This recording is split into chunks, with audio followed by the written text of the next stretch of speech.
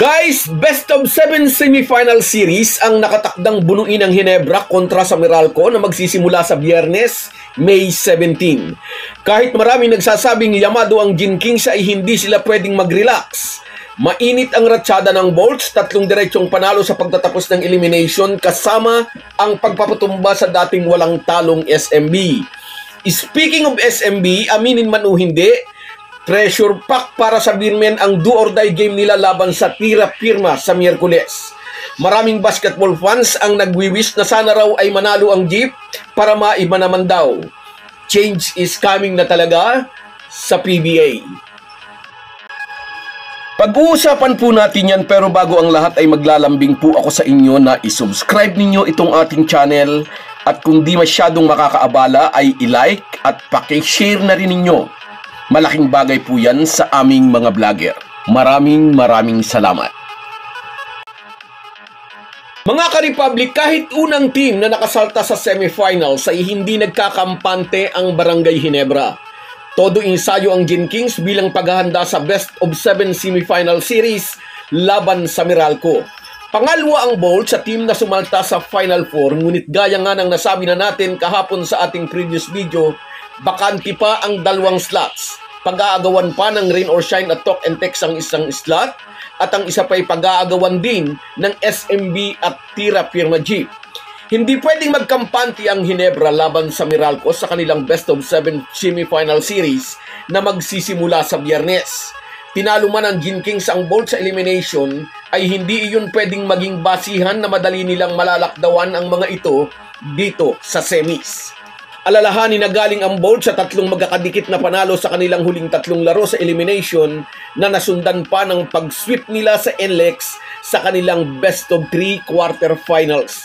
Kaya 5 dikit na panalo bali ang iminarka ng Meralco paakyat dito sa semifinals.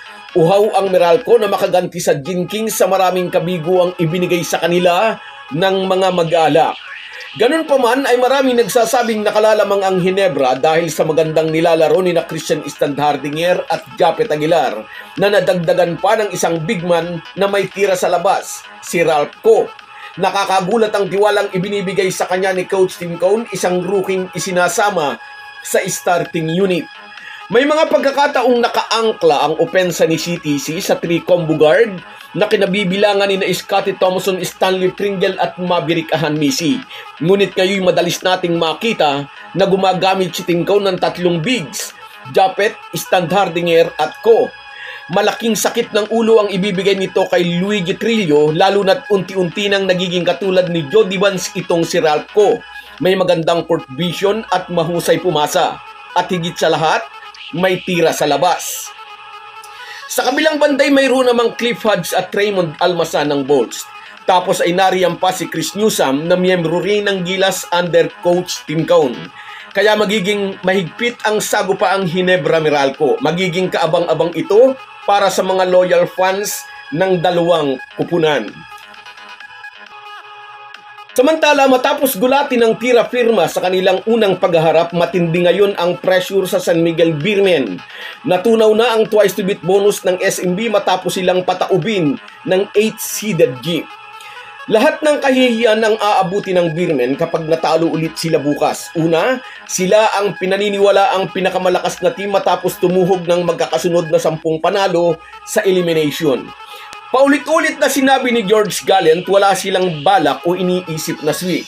Pero nagyayabang si Jericho Cruz sa media, sinabi nitong gagawa raw sila ng record. Gusto raw nilang isweep ang elimination round. Ngunit sinilat ng Meralco ang SMB upang ipagkait sa kanila ang sanay pang 11 panalo. Nauna raw kasi ang yabang ni Jericho Cruz. Napahiya ang Hawayanong Pinoy. Ngunit mas magiging malaking kahihiyan ng buong SMB team at siguradong hindi magugustuhan ni Boss RSA kapag sumemplang ulit sila bukas laban sa Tira Firma Jeep. Para naman sa mga bataan ni Johnny Del Cardiel, nothing to lose but everything to gain sa do-or-die game nila bukas. Sa totoo lang ay walang umasa na makakasalta sila sa playoffs at lalong walang naniwala na kaya nilang talunin ng SMB sa kanilang playoffs game kung saan ay may twice to beat advantage ang Beermen. at pinataob nga ng jeep ang magsiserbisa. Nagawa ng tira pirma ang isang bagay na parang imposible sa isip ng marami. Nasa pader ngayon ang likod ng Birmen. Nasa bingit sila ngayon ng isang possible upset mula sa mga bataan ni Johnny Del Cardel. Sa likod ng usap-usapang pinalulutang ng mga PBA detractors, nakakaunti na raw ang nanunood ng PBA games, natatalo na raw sa gate attendance ang PBA kumpara sa women's volleyball. Ngayon ay maraming basketball fans ang nagwi-wish na sana raw ay matalo ang SMB. Gusto nilang makasalta sa semis ang tira pirma para maibaraw naman.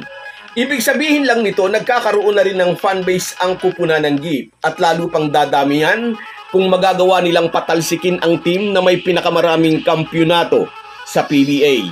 Anyway, natutuwa tayo sa pagsigla ng volleyball dito sa Pilipinas. Ngunit ang PBA pa rin ang #1 league dito sa bansa. Milya-milya pa rin ang agwat ng PBA sa ibang sports league. At ang mga detractors na nagsasabing wala na raw nanonood ng PBA games ay yung mga fans ng ibang team na lagi na lang nalalaglag pagdating sa dulo. So guys, yan lang muna. Hanggang sa muli.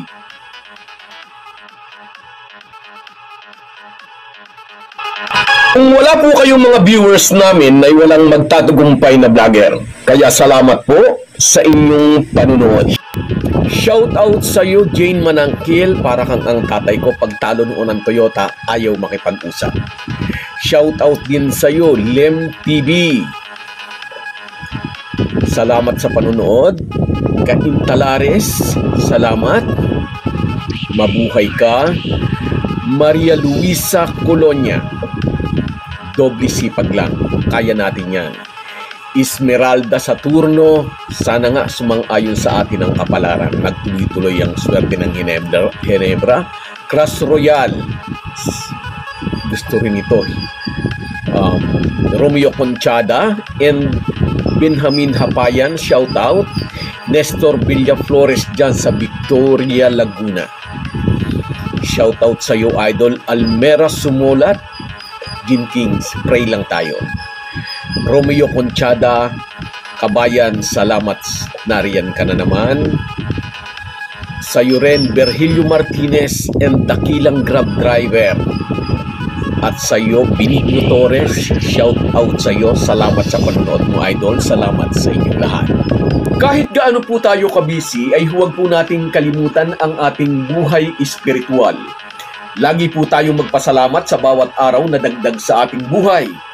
Malaki po ang maitutulong ng pananalangin araw-araw. Isang paalala po mula sa inyong Halo Halo Sports Republic.